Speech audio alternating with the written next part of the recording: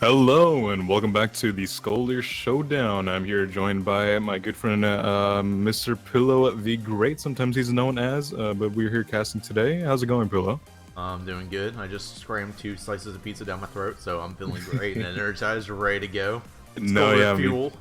me too. I just jammed one of those fancy dancy Jimmy Dean breakfasts, one of those that you see the little sunshine thing for the commercial on the telly. Those are good. We are not sponsored by Jimmy Dean, by the way. We just think they're really I am good. sponsored by, no, not sponsored by Jimmy Dean. But yeah, pretty good. Skolldir Showdown, brought to you by Jimmy Dean. That's probably what Skolldir eats for breakfast. Again, we're not sponsored by Jimmy Dean. We are sponsored by pizza, though. The entire concept of pizza. Yeah. Gladly appreciate that sponsorship. Yeah. Oh. Yeah. Well, the next 2 players are going to be looking for Rumble sponsorship, but God, that was horrible even by my standards. It's Niki versus Starsan, and 2 of the legends. Niki is, if Starsan and pubs is automatically associated with Skolldir, Niki and competitive is automatically associated with Skolldir, you know? Yeah, absolutely. I think, personally, I think this is one of the matches that I've been looking forward to the most today, honestly. Like you're mentioning. I would say that you're the same. Yeah, Niki is definitely known for his competitive scene and just being an amazing player at the game in general. And Starsan, you know, if Starsan was going to be involved in any kind of competitive scene, it would be for the Skolldir Showdown. You know, like I said, Starsan and Skolldir are almost synonymous in certain cases. So this is, you know, and I actually, I said I have a lot of experience with Starsan and Niki. They're Niki. You know, there's not much more to say beyond that. So this is, like I said, one of my most personally anticipated matches of the day. Indeed. I really couldn't tell you how it's going to go. So, chat, why don't you tell us how it's going to go? We'd like for you to place your bets and tell us who you think is going to win. There's going to be exactly 2 matches regardless of the outcome. So either Niki can win 2, Starsan can win 2, or they can each win 1. So just type something that indicates who you think is going to win into the chat. If you guess correctly, after both matches are played, you will be eligible for a giveaway or giving out the Bravely Scoops fantasy skin. If you do, I got tongue-tied. If you you have until the first match begins to get your guesses in. Pyro Cheese, I gotta say, this like you, I'm pretty torn on this, but I think Niki is going to win. But I think if anyone is eligible to take the win against Niki, it's Starsan. I would agree with that in general. You know, for the sake of argument, Starsan, you know, like I was saying, he's much more fluid in his way that he plays Skolldir. You know, when it comes to the normal game, and we've touched on this before, Skolldir's almost like a Play-Doh to him. It's a lot more fluid than it would be with other people. Again, a lot of variables are locked, so maybe in a different circumstances, Starsan would have the edge overall just because he has more room to play with. You know, both build, map dynamics, and things like that. But in this case, I kind of would have to agree. You know, Niki, it's tough to argue against Niki. You know, he's Niki. What do you want to say against that? Exactly. Yeah. Well, I say let's see the match and see what they got to say to each other. I am at the 14-second mark. Would you like to give us a countdown, my friend? All right, sure. Let me just get 2 seconds to get to the 14 or 15. I'm at 14 is when it looks like they taunted. Okay, 14 is good to go then. I am ready in 3, 2, 1, go. Alright, and we're off. Oh, immediately gonna be a nice throw on Nick. What? What? 5-second first blood, and you guys doubted that Starsan could do this in the chat. Like, what? I mean, you were doubting it too, in all honesty. Oh, but that's gonna be almost the identical kill on Starsan right there. You know, we were talking about first blood, or maybe I was talking about first blood mechanics and harping on that a little bit, but that's definitely something to go. First blood and second blood right there. That's always a nice way to see it happen. Indeed. Well, I think that's why everyone knows that this is the Clash of the Titans type match, just like Etzer and Paulo was. Like, just like when you immediately have frags like that just coming out, like that's when you're like, oh crap, this is actually Starsan and Niki duking it out. You know what I mean? Yeah, like earlier we were talking about, you know, people trying, you know, fancy footwork and trying some fancy plays, you know, and being risk reward. But these are the kinds of players that can absolutely pull off those kinds of fancy footworks and, you know, do it effectively. Risk reward is a lot more of a just raw reward when it comes to these guys. Wow, both of them having a little bit of a fight over the edge, seeing if they could get a stun to put the other one in the abyss, but not going to be able to quite do that. Both of them trading damage right there. Starsan going to come out. 4-1 is his lead right now, which is fairly significant. We've seen a little bit greater differences right there, but you know, when it comes to these kinds of differences, it is, even this early, it's tough to come back from that. It really is. And oh, the throw Starsan might be going in here. I mean, he's got the perfect opportunity to do it and get Niki back into the corner. Throw on cooldown. Niki's got half his HP. Definitely can go in, try some stuff. And he's going to be going in and dealing a lot of damage. Niki actually make a slight comeback, but Starsan still has some more HP than him in the lead. He's got to be careful. There's a... What a nice throw. Very patient. That was trading the punch damage for the throw if I never saw it. I don't think Niki was aware that Starsan was looking to make a purchase. Almost gets thrown off, not just quite barely away from the no-kill zone, I'm pretty sure. Yeah, that was some of the cleanest throwing right there that I've seen. You know, nothing really weird going on. Just being patient, playing. So, oh, that's gonna be him right off the edge, just barely missing the jump pad. That's unfortunate. It is almost evened out now, 5-4, and both of them relatively even health. Niki being able to pull back a little bit of the lead that Starsan was having. Almost getting another throw off the edge right there. Starsan is looking a little bit rough though. Dude, this is hands down. Like, Starsan and Niki are easily, they deserve to be here so much. Like, we're looking at 2 of the top 5 Skolldir players in the world, like, in the game, like, period. Like, no other comments necessary. And it's like so intense to see these guys duke it. Wow, like, they just like the cleanest throws, the cleanest mechanics, like everything hits. It's like a matter of numbers. Niki's gonna be taking out Starsan right there once again, and just like this game is 6-5 in Starsan's favor. He's the only person I think to ever have a lead on Niki at any moment. Like, it's actually just incredible to watch. Yeah, like I said, if Starsan's gonna be involved and gonna win anything in any tournament, it would be this one for sure. If nothing else remains after this, it would be that Starsan. Oh, the stun lock. Yeah, and that is gonna even up the kills 6-6 even. Niki's still gonna be a little bit of a health disadvantage, but we've seen many times before that that's just ever so fleeting and can be changed in such a moment. And in a moment just like that, wow. Ooh. Niki almost really died doing that. Yeah, that was almost gonna be bad news. Starsan, ooh, and the lead now goes to Niki.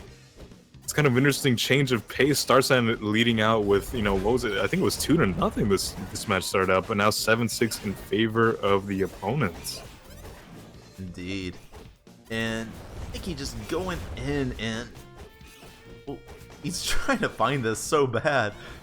Oh, that throw! And he whiffs it, and Starsan manages to find the counter throw. He tried Niki so hard, and that's one of his few whiffs. And now Niki's gonna make a frag. That's gonna bring it 7-7, nearly even HP. And he whiffs the throw. He's gonna get quit. He's gonna get thrown. He's gonna get locked onto the pad, and that's gonna be a super clean revenge kill. Burned all his cooldowns on the spawn. Niki knew he would, and manages to bring it up 8-7. This is getting so good. Oh man, it really is. And even if Niki right now isn't the lead, in a lot of times we've seen that people are capable of going, 3-0 or, 3 kills with no deaths in a row. So this is still anybody's game. So right now Starsan getting a throw right there off on Niki, to get the Quake on him, locking him in place just in the AoE of the gnome damage. Niki just barely gonna go down. Starsan evening it up, but in a pretty rough spot. I think Starsan also misjudged which spawn that Niki was gonna come from there again. But still, it's how it goes sometimes. That's why the map is designed as it is. Indeed. Oh, nice quick there. They were both gonna try to find a throw. That's gonna be. It's 9-9. That's pretty incredible. This is the showdown that we have come to expect from these Titans. Just being able to get back to it. Starsan gonna be able to get a quick and a throw on that to get a little bit more damage when it comes to that trade. Now, this is what I'm talking about right here. That rhythm of the third punches. That's what it comes down to. Throwing in a wrench with it with that Quake. Oh, and that's gonna be quite a way to go out. God. Not only was that sick, not only has Starsan done the best against Niki more than anyone else so far, that was probably the closest match that we've had in the tournament so far. Between probably like Oh man, that was just ridiculous. That was absolutely one of the best matches we've had all day. I think our first or second match, I think, also did come to a 9-9, but it was a little bit slower pace, you know, just a little bit of a different rhythm, a different play styles going on. These guys just seemed to be out for blood. They were throwing everything they had at this, and, you know, we got a good show out of it, to say the least. Oh man, I would say good show would be an understatement there, man. I was getting hyped. I was like, oh my god, the whole time. I was fangirling. That is one of the best 1v1s I've seen out of both Skolldir Showdown tournaments ever. Yeah, absolutely, absolutely. And you know what? We do get another match between the two, so it isn't quite over yet. Well, we'll see if they can live up to, you know, this kind of match here, but regardless, like I said, 2 Titans at it, it should be at least an interesting match. It really should. This could have easily gone the other way. There was just like a few fluke kills both players had, where it's just kind of the other guy just choking. What's gonna be the most? So I don't even think it's like a matter of what Starsan needs to do differently, as opposed to just in general, what do both players need to keep in mind going into the second match? I think one of the things to keep in mind is just how the dynamics of the map go on, because, you know, like we were mentioning earlier, when it comes to such good players, skill level is almost irrelevant, because it's almost incomparable to say this person is better than that, just because they've almost like maxed out what the game itself can handle as far as their abilities can throw at it. You know, for as much as, you know, we're all just people behind a keyboard, these guys have definitely mastered what that means. You know, they've actually been able to show that they know their mastery over Skolldir, especially in this case. So really, it's to at least to what keep in mind. I think it is just that this is all or nothing at this point. You know, this is at the end of the day just kind of like showmanship matches. It's round robin, so this isn't like eliminatory or anything like that. But this is still a tournament, and I think just to make sure that they keep in mind that, you know, this is their best demonstration of their abilities and that they need to capitalize on that. I think that's really the only thing I can say that they need to keep in mind. It's not like I can give them advice on how to play Skolldir better. Right? Can anybody? Yeah, right. So I think that's really what it comes down to, just making sure that they maintain that mindset that this is, you know, take this very seriously. It's all or nothing, and go from there. And these guys looks like they got ready super fast. I am at the 6-second mark. Would you like if you're ready, my friend, do you want to give us a countdown? Actually, just give me a second. I actually got caught up in you know, the post-game talks. I'm loading up the replay right now. Take time. Yeah, it shouldn't be too long. 6 seconds, you said? Yes, sir. All right, so 5, 6. All right, so here we go in 3, 2, 1, go. And sorry, I didn't play it. Go back to 6. I was in a different tab, so I hit space and nothing happened. My bad. Okay. That happens at least once every tournament, but I only ever do it once, so I've already gotten it out of the way. All right, so at 6 seconds, you said? Yes, sir. All right, there's only niki on the screen? Yeah. Okay. He spawns like half a second later. Okay, that's fine then. All right, 6 seconds in 3, 2, 1, go. And okay, maybe I was wrong. Okay, it was 4 seconds later. I guess I should have done the 9-second mark. I apologize. Oh, whatever. We're here now. The fact of the matter is that immediately we're going to see a very nice throw come out onto Starsan. He's kind of on the run right now, seeing if he can find the moment to catch him back on the counter flank and to kind of do a U-turn. He's not going to find it, but niki is and going to get a nice throw off the jump pads, getting in the first blood without taking barely any damage.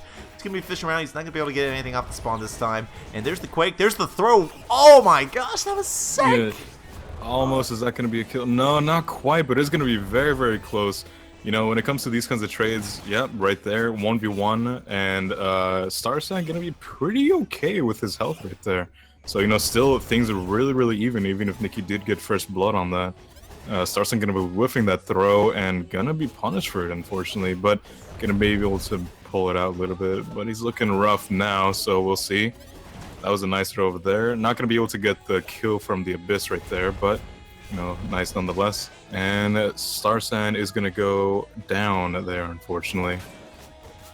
Indeed. And oh wait, this might be really good. He should. I think Starsan should have 100% gone for that stun lock there. I think he would have had that. That'd have been a very clean frag. Either way, it was nice damage. He is numerically disadvantaged right now. I think he might be going in to find the blood here. And oh, nice jumps coming up from Starsan. He does take a third hit on the face, and then Niki's gonna finish him off before he can get a throw in.